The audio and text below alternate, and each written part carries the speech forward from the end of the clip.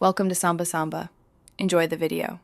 You'll start by opening OneNote and signing in so your notebooks sync.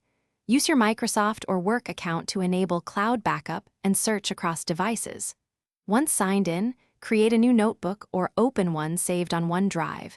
This ensures automatic saves and version history. Make sure to name the notebook clearly by project or course. That helps later when you organize sections and pages. If you prefer local files, create a notebook on your PC, but know you lose cross-device syncing. Once your notebook exists, build structure. Add sections and pages, and use section groups for multi-part projects so you can collapse complexity. Use the ribbon to insert typed notes, draw with a stylus, paste images, or record audio. These elements stay searchable if synced.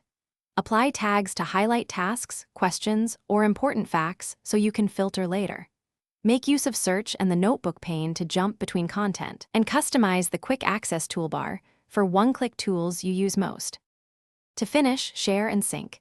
Invite collaborators with view or edit permissions through OneDrive and confirm everyone sees the same sections. If sync is slow, force a sync from the notebook list and check the sync status indicators. Choose the latest version or merge when conflicts appear. Finally, export or move sections if you need a clean start.